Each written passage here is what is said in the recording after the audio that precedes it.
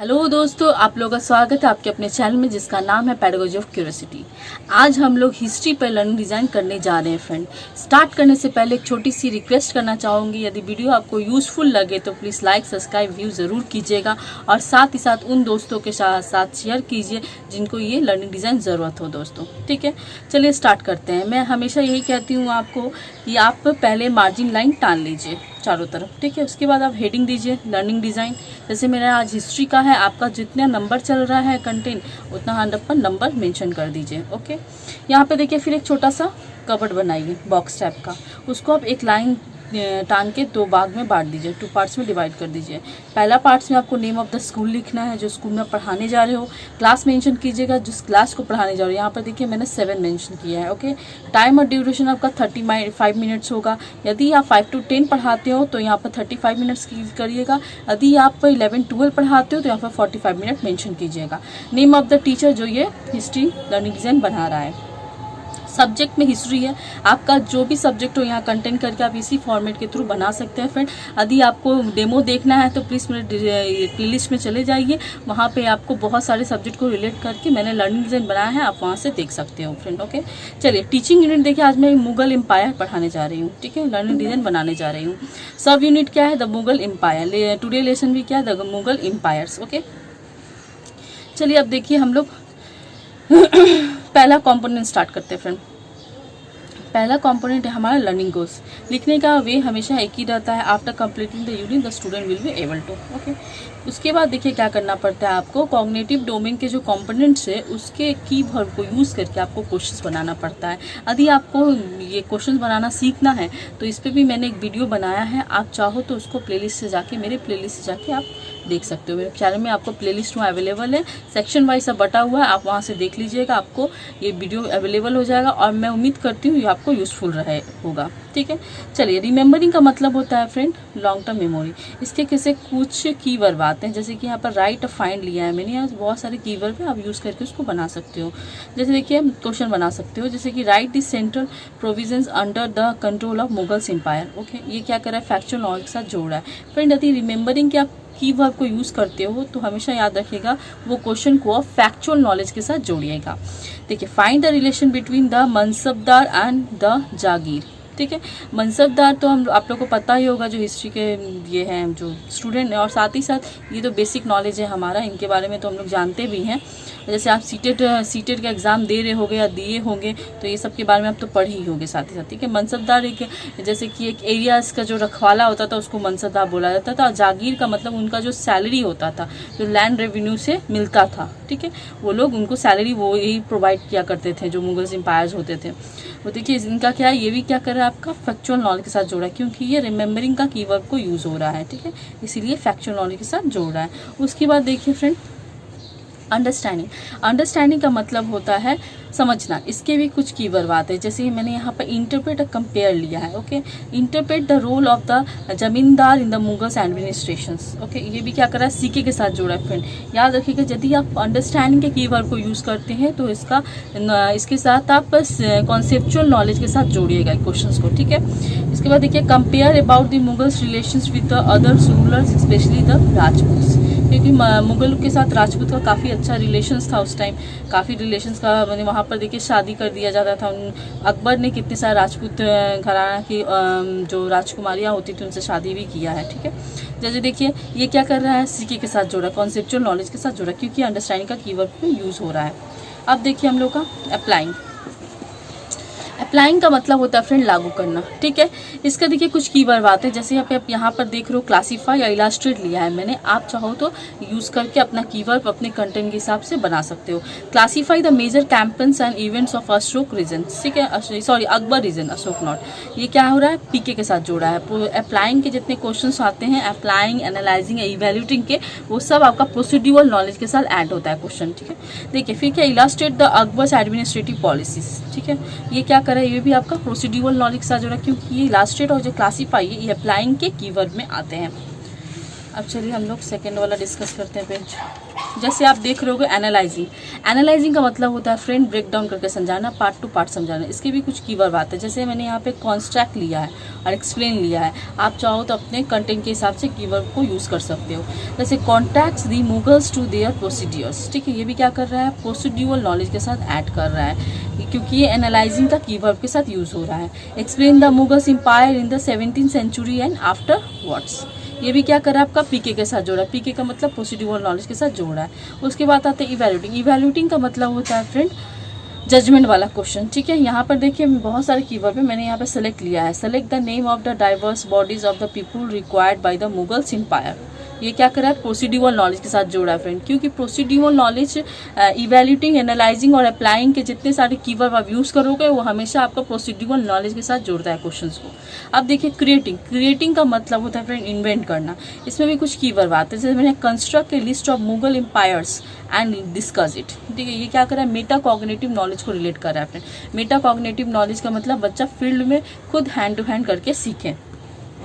Rating हमेशा Meta cognitive knowledge को relate करता है।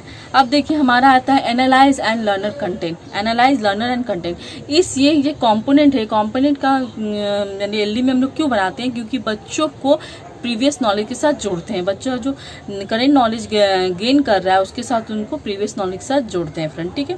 देखिए लिखने का तरीका हमेशा सेम रहता था। Following questions will be asked to the students to the determine their general characteristics and primary behaviour on the basis of the present lesson. खाली आपको कंटेंट को चेंज करना पड़ता है। आज मेरा मुगल एम्पायर से रिलेटेड है तो मैं मुगल्स के बारे में यहाँ पे क्वेश्चन डाल दिया। अब ये बेसिक क्वेश्चन दीजिएगा, ठीक है, हार्ड मत दीजिएगा। और आपको नॉलेज से रिलेट करके क्वेश्चन यहाँ नहीं डालना है। आपका जो रेगुलर क्वेश्चन होता है आप यहाँ पर पुट कर सकते हो, जैसे कि who were Mughals, who was the founder of the Mughals empire in India, how many categories were there in the every rank, वहाँ रैंक के हिसाब से वो क्या बोलते हैं मनसबदार को रखा जाता था, ठीक है। Empires Akbar implement the policy of सुल्क के कुल मतलब पीस के लिए जो निकाले थे उन्होंने पॉलिसी निकाला था। What is the literal mean in it, इसका मतलब क्या हुआ, ठीक है। ऐसा आप कॉन्सेप्चुअल क्वेश्चन आप इसमें डाल सकते हो। आप यहाँ पे नॉलेज से रिलेटेड कोई क्वेश्चन मत ढालिएगा, सिंपल क्वेश्चन यहाँ पर पुट कीजिएगा। अब चलिए हम लोग आते हैं यहाँ पर जो हमारा सबसे इजी कंपोनेंट जो है क्या, develop and select learning materials. इसको आप 2 पार्ट्स में डिवाइड कर दीजिए। जो हमेशा मैं कहती हूँ जर्नल और स्पेसिफिक। जर्नल में आप वो चीज़ लिखिए जो आप क्लासरूम में यूज़ करते हो, जैसे school book, black board, chalk, duster. Specific में आप जो वो चीज़ यूज़ कीजिए जो अपने एलडी के हिसाब से आप ले जा रहे हो बच्चों को पढ़ाने के लिए। रेफरेंस नोट हो गया आपका एलडी। पीपीटी आप ले जा सकते हो अपने हिसाब से। चार्ट्स एंड डॉक्यूमेंट्री क्लिप, जैसे कि आप यहाँ पर मुगल एम्पायर पढ़ा रहे हो तो मुगल एम्पायर के बहुत सारे पिक्चर्स भी आ चुके हैं, जैसे अकबर का पिक्चर है आया हुआ है, ठीक है। बहुत सारे ऐसा पिक्चर्स से रिलेटेड आप वहाँ से क्लिप उठा के उनको आइडेंटिफाई करवा सकते हो, ठीक है। ताकि बच्चों को आप जितना डिजिटल के साथ जोड़िएगा, हिस्ट्री में तो और ज़्यादा जोड़िए, क्योंकि हिस्ट्री बहुत बच्चों का धारणा हिस्ट्री बोरिंग सब्जेक्ट है, क्योंकि हिस्ट्री के जो टीचर होते हैं वो थोड़ा क्रिएटिव वैसे नहीं पढ़ा पाते हैं। इसीलिए हिस्ट्री के टीचर को थोड़ा क्रिएटिव होना पड़ेगा, ताकि हिस्ट्री का जो कॉन्सेप्चुअल बना के रखे हैं बच्चे, बोरिंगनेस, हिस्ट्री बोरिंग नहीं, हिस्ट्री बहुत इंटरेस्टिंग कॉन्सेप्ट है फ्रेंड। यदि आप अच्छे से कोई पढ़ाए बच्चों को तो उनको समझ में आएगा कि हाँ हिस्ट्री बहुत ही मज़ेदार और बहुत ही अच्छा ये सब्जेक्ट है, ठीक है।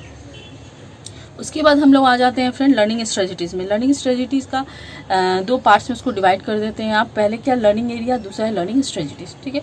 लर्निंग एरिया में आप वो चीज़ मेंशन करते हो जो आपको पढ़ाना है टॉपिक, और लर्निंग स्ट्रेटजी में आप वो चीज़ मेंशन करते हो कि आपको कैसे पढ़ाना है, TLM क्या यूज़ करना और बोर्ड वर्क क्या देना है, ठीक है। चलिए आते हैं डिस्कस करते हैं। लर्निंग एरिया में देखिए यहाँ पर discuss the concept of Mughal. Mughal का कॉन्सेप्ट थोड़ा सा बच्चों को बताओगे, क्योंकि मुगल पढ़ाने से पहले आप मुगल के बारे में तो बताओगे, मुगल है कौन, मुगल कौन थे, कहाँ से आए थे, इसके बारे में उनको डिस्कस करोगे बच्चों के साथ।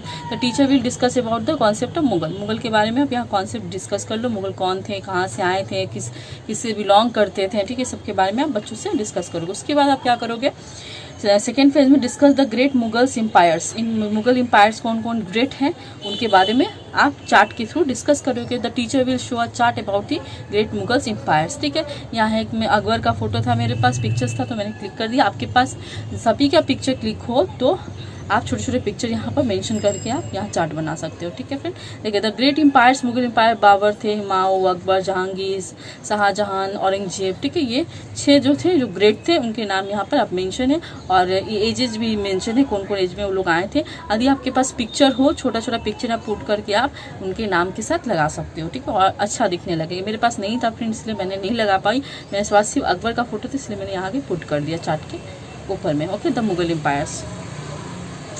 उसके बाद आप चार्ट दिखने के बाद क्या करेंगे बच्चे, the student will ask question after discussion the great Mughals empires and get clear idea by teacher, जो मैं हमेशा लिखती हूँ कॉन्सेप्ट में, सॉरी फॉर्मेट के थ्रू। द टीचर विल, फिर थर्ड फेज में क्या करना है, discuss some questions related Mughal empire. ठीक है, उनके रिलेटेड क्वेश्चंस डिस्कस करें, क्योंकि हिस्ट्री है, हिस्ट्री में भाई क्वेश्चंस डिस्कस करना बहुत ज़रूरी है दोस्तों, इसलिए यहाँ पर ब्लैक बोर्ड पे आप क्वेश्चन जरूर दीजिएगा। The teacher will discuss some questions about Mughal empire on the black board. Black board पे आप क्या करोगे, क्वेश्चन दे देगा, who is the Jahangir Khan, who was the Babur, who was the regent of Akbar, what is the jagir, what do you mean of a mansabdar. ठीक है, इस type के क्वेश्चन आप, बेसिक क्वेश्चन आप बच्चों को डिस्कस करते हो ऑन द ब्लैक बोर्ड। उसके बाद क्या करोगे, द टीचर विल एक्सप्लेन सब questions with discussion method through active participant of the student, जैसा मैं हमेशा लिखती हूँ। उसके बाद आप क्या करोगे, यूनिट पढ़ाने के बाद आपको चेक करना है कि आपकी टीचिंग कितनी इफेक्टिव है, तो उसको आप कैसे पुट करोगे एलडी में। आप डिज़ाइन फॉर इवोल्यूशन में जाके एक वर्कशीट बनाओगे, 10 मार्क्स का वर्कशीट बनाओ। आपको यदि क्वेश्चन नहीं मिलता है तो आप जो लर्निंग गोल में जो क्वेश्चन अरेंज किया है आपने, उसको आप यहाँ पे पुट कर सकते हो, कोई दिक्कत नहीं है फ्रेंड। ठीक है, जैसे यहाँ देखिए मैच द फॉलोइंग मैंने दिया है, मैच द फॉलोइंग बच्चों को आप दे दो, MCQ दे दो, फिलिंग द ब्लैंक्स दे दो, इस टाइप का क्वेश्चन दे दो छोटा छोटा, जो अच्छा लगे, डिज़ाइन फॉर इवोल्यूशन वर्कशीट में देखने में भी अच्छा लगे, और बच्चे जब अप्लाई भी करें तो बच्चे करने में भी इंटरेस्टिंग हो। जैसे यहाँ पर देखिए सीके का क्वेश्चंस मैंने मैनेज किया फ्रेंड। ठीक है, सीके मतलब कॉन्सेप्चुअल नॉलेज है, जो 5 मार्क्स का ये है, 5 मार्क्स का। उसके बाद देखिए शॉर्ट क्वेश्चन है, शॉर्ट आंसर है, कुछ सीके मैंने कर रहा है, पीके को मैनेज कर रहा है और पीके को मैनेज कर रहा है। ठीक है, इस टाइप का आप list out the major empires का एज के बारे में बता दी कि बच्चा यहाँ पर एज मेंशन करेगा, बाबर का एज क्या था, बाबर किस किस ईयर्स में आए थे, वहाँ पर मेंशन होगा। ये देखिए 1 2 2 मार्क्स का दे दो आप। ठीक है, और याद रखिएगा इसमें आप कॉन्सेप्चुअल, फैक्चुअल और प्रोसीड्यूर, मेटाकॉग्निटिव नॉलेज को रिलेट करके क्वेश्चंस बनाइएगा फ्रेंड। ठीक है, यहाँ पे सिंपल क्वेश्चंस नहीं आएगा। यहाँ पे यदि आपको नहीं मिलता है तो मैं बोल रही हूँ, तो आप लर्निंग गोल्स का जो क्वेश्चन आप कन्वर्ट बना चुके हो, आप उसी को आप यहाँ पुट कर सकते हो, क्योंकि आप ऑलरेडी उसको पढ़ाए हो, तभी तो आप इवैल्यूएट कर रहे हो ना, तभी तो उसका टेस्ट ले रहे हो, तो इस क्वेश्चन में यहाँ पर क्वेश्चन मेंशन कर सकते हो, वो क्वेश्चन कोई दिक्कत नहीं, गलत नहीं होगा। उसके बाद क्या होगा, आपने चेक कर लिया कि बच्चा कितने बच्चे कर पा रहे हैं कि नहीं कर पा रहे। जिन बच्चों को दिक्कत हो रहा है, प्रॉब्लम्स फेस करना पड़ा, उनके लिए आप क्या करोगे, एक्स्ट्रा क्लास का प्रोवाइड करवाओगे। तो एक्स्ट्रा क्लास का ही तो ये मतलब रेमेडियल क्लासेस आजकल निकला है फ्रेंड। ठीक है, तो एलडी में कैसे लिखना है, डायग्नोसिस फॉर रेमेडियल क्लासेस, लिखने का तरीका हमेशा सेम रहता है friend. If there is any need by remedial classes then the teacher will arrange it according to the need. आप 60 का 60 लर्न डिजाइन बनाइए, आप सेम टू सेम यहाँ पर लिखिए फ्रेंड। ओके, चलिए हम लोग आगे की वीडियो में और हिस्ट्री से रिलेटेड एलडी लेके आएंगे, और वीडियो को इन तक देखने के लिए बहुत शुक्रिया, और हमारे चैनल के साथ जुड़े रहने के लिए बहुत बहुत धन्यवाद फ्रेंड। यूँ ही हमारे साथ जुड़े रहिए, और हम भी कोशिश करते रहेंगे आपको 60 का 60 लर्न डिजाइन जल्द ही जल्द प्रोवाइड करवाने का। शुक्रिया दोस्तों।